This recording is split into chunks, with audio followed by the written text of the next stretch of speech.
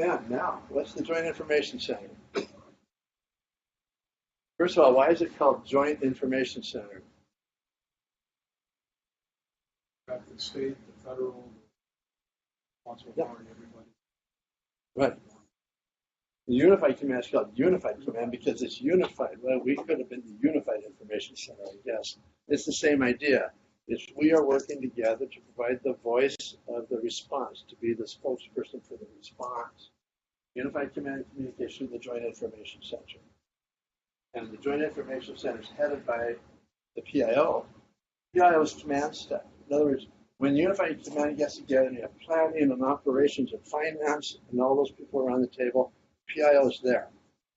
The PIO's role there is to be the expert on public communication. The PIO is not going to tell operations if they're putting boom in the right place. Operations decides that with help from planning.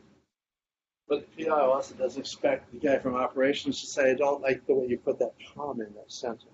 And if that tends to happen, the PIO has to reinforce, you need to listen to me about public communications. You need to listen to us, the JIC.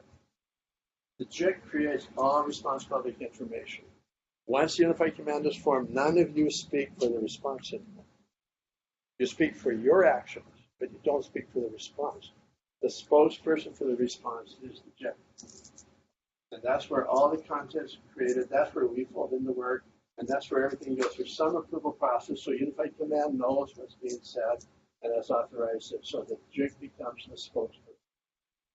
As an RPPIO, if we started with you in incident response and rolling Unified Command, we come in to represent you in the JIC. The reason that's important is, as they write the latest news release, they're not going to send it to you for review and approval.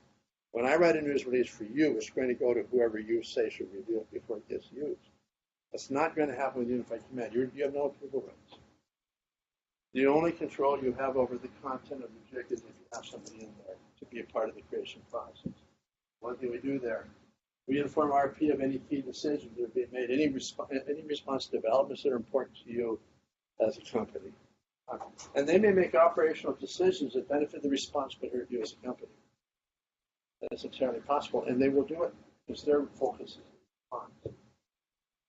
We make sure if inquiries come into the JIC that have to do with you, they get to you. For example,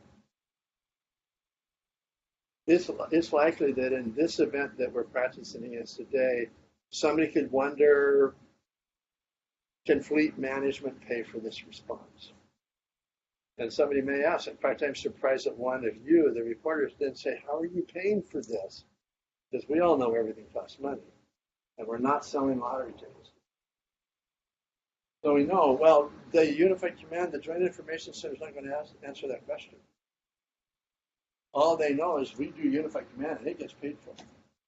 It gets paid for from the shipper, it gets paid from reserve fund, it gets paid by P&I Club, it ultimately gets paid by the oil spill fund that's available. There's multiple sources. We're going to respond. We're not even worried about payment right now. We're simply going to respond. So many times they won't even answer that question because it has nothing to do with them. Well, if I'm concerned about your capability to respond and I don't get an answer to my question, what am I going to assume? Dodging me.